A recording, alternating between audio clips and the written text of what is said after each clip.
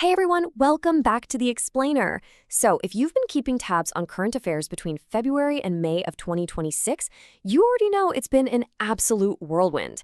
I mean, we're talking a massive flurry of strategic handshakes.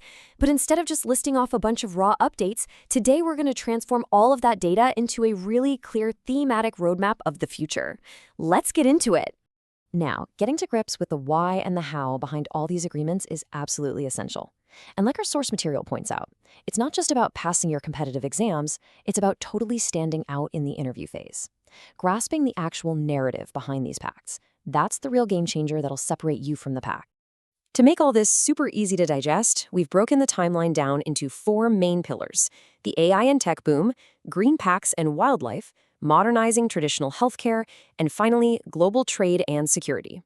Okay, looking at this master summary, it beautifully condenses all that raw data from the spring. It gives us this fantastic bird's eye view of exactly who is shaking hands and, more importantly, why.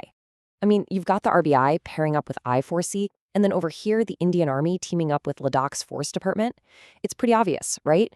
2026 is totally defined by cross-sector collaboration. Literally, nobody is working in a silo anymore. And when you visually categorize these 10 big agreements, a really fascinating pattern jumps out at you. We've got 4 pacts leaning heavily into environmental protection, and 3 totally dedicated to the explosive growth of artificial intelligence. It paints this incredibly vivid picture of a nation that is actively and carefully balancing its high-tech digital future with its natural world.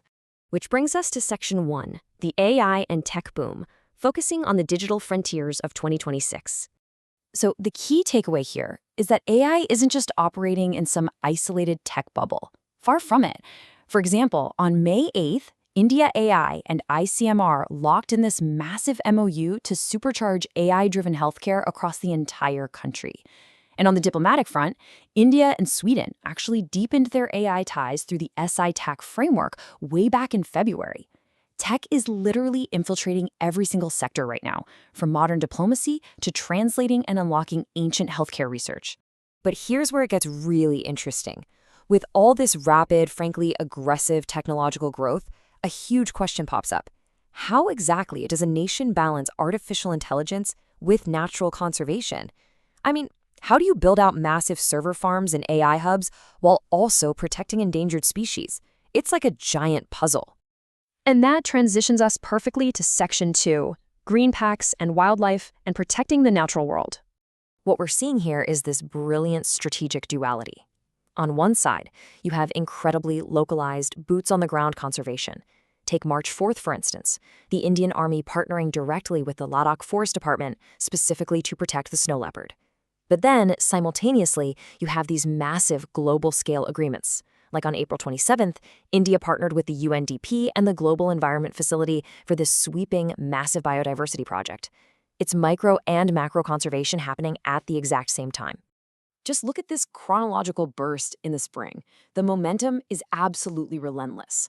Literally, right after the Snow Leopard Initiative, IIT Bombay and Honeywell launched a brand new sustainability skills hub on March 10th. Then, boom, just 11 days later, the NPC and MoEFCC sign an agreement to seriously tighten up environmental governance. And of course, that all culminates in that massive UNDP biodiversity project in late April. It's this highly structured, deliberate sprint for green policies, all packed into less than 2 months. Shifting gears a bit, let's look at Section 3, modernizing traditional healthcare and the future of Ayurveda. Now, 13 is the magic number here. On March 31st, India kicked off this incredible AI-driven initiative to make Ayurveda research universally accessible. How? By translating this vast well of traditional knowledge into 13 different languages.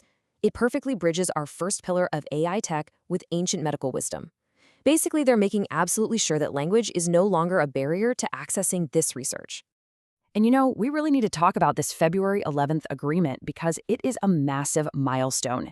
The AII actually teamed up with the General Insurance Council to provide cashless Ayurveda coverage. That is a real game changer. It pulls traditional medicine out from being just a personal out-of-pocket expense and hardwires it directly into the modern institutional cashless insurance grid.